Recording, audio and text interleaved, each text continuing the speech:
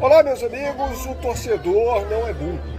E ir contra o torcedor, muitas vezes, você tem uma análise a ser feita que não necessariamente vai ser a mais popular, mas tem certas vezes que o torcedor enxerga o que está acontecendo no campo, né?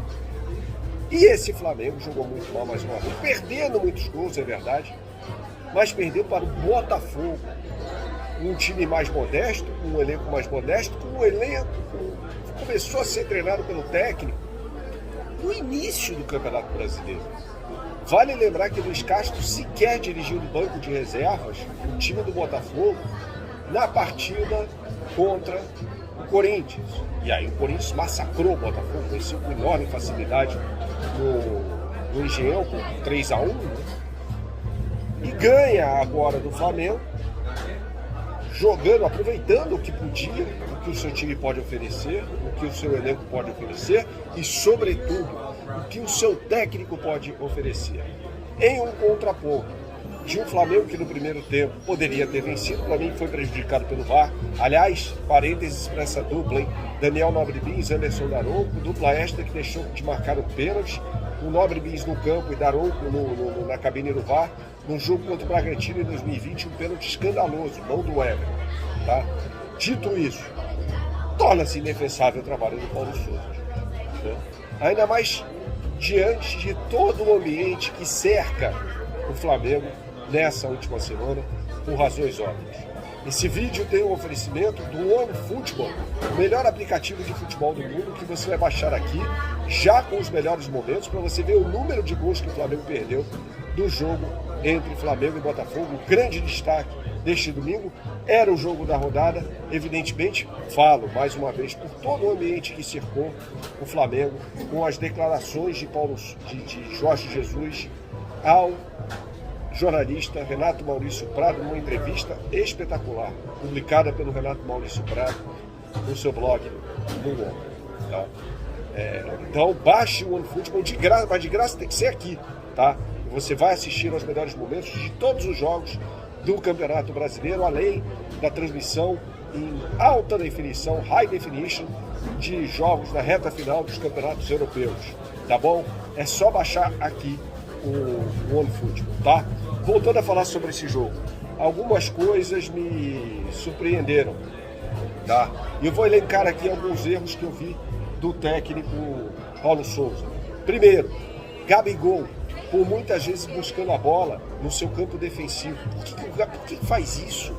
Isso significa que um jogador, o artilheiro do time, jogador em tese mais perigoso do Flamengo, um dos melhores, vindo buscar a bola lá atrás, gente, significa que ele evidentemente não estará perto da área adversária. É meio óbvio isso, né? Para você para mim é claro isso. Mas não, o Gabigol vindo buscar a bola no seu campo defensivo.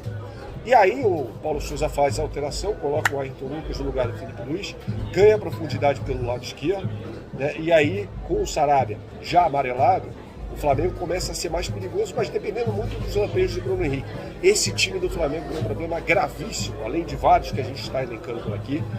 Um deles é um time que joga muito melhor no primeiro tempo do que nos segundos tempos. Sempre melhor no primeiro tempo. Outra coisa que me chama a atenção, e aí o técnico Luiz Castro, né? Tira o Sauer, coloca o Diego Gonçalves, muda o eixo do campo, tira o Vitor Sá do lado esquerdo, coloca do lado direito. Vitor Sá é este que chegou a ser oferecido ao Flamengo, o Marcos Braz não quis, e coloca Diego Gonçalves do lado esquerdo. Ou seja, de certa forma, com o Vitor Sá, o jogador mais perigoso do que o Sauer, segura mais o Ayrton Lucas, preocupa mais o Bruno Henrique, e do outro lado ganha uma jogada boa em cima do ponto fraco do Flamengo. Ora, Paulo Sousa tinha 3 zagueiros no banco de reservas: Pablo, Rodrigo Caio e o glorioso Léo Pereira, glorioso entre aspas, e continua jogando com o Ilharão.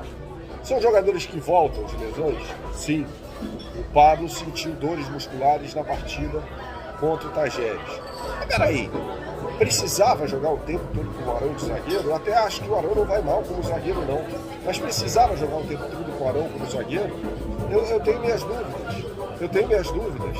E o Arão falha clamorosamente num gol marcado pelo Toro Edson, após uma jogada do Diego Gonçalves pelo lado esquerdo.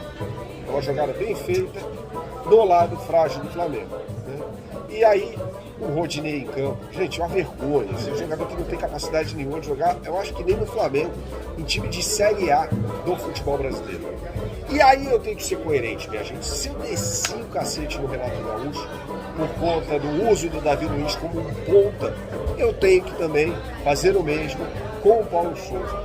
Davi Luiz chegou a jogar como ponta direita, como centroavante em determinado momento no time do Flamengo. Que é isso, gente? Que coisa é essa? Assim, o que vai acrescentar? Tanto que perde 2 gols nos acréscimos, né? Na cabeçada muito bem defendida pelo Gatito, que aliás jogou muito bem.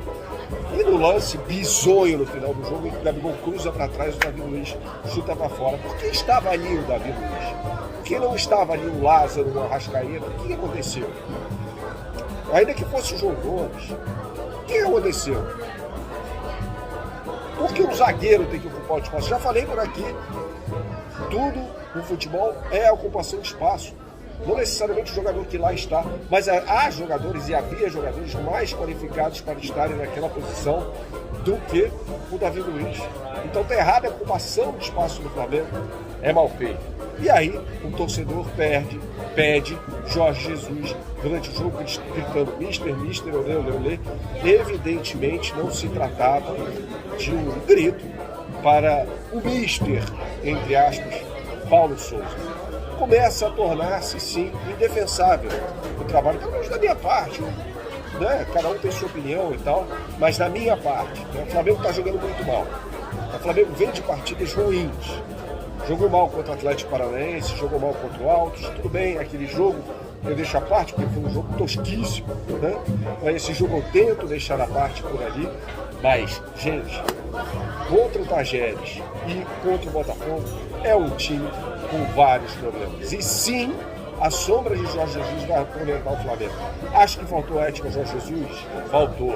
Agora, gente, com o Jorge Jesus na pista, não dá para o Flamengo jogar dessa forma. Precisa trazer o Jorge Jesus, nem que seja para chegar e falar assim, não deu certo. Mas o Jorge Jesus está solto esperando o Flamengo. A tal da ética no futebol, muita gente defende que não tem que ter ética, coisa nenhuma. Eu ainda sou um ético, eu ainda sou uma pessoa ética. Agora, com o técnico mais vitorioso, na minha opinião, da história do Flamengo, pelo curto espaço de tempo, pedindo passagem, torna-se cada vez mais difícil sustentar uma ideia que não mostra evolução. O time não evolui. Se o time evoluísse, como o Botafogo evolui com o Luiz Castro, falaria poucos, dá um tempo, mas o time não evolui.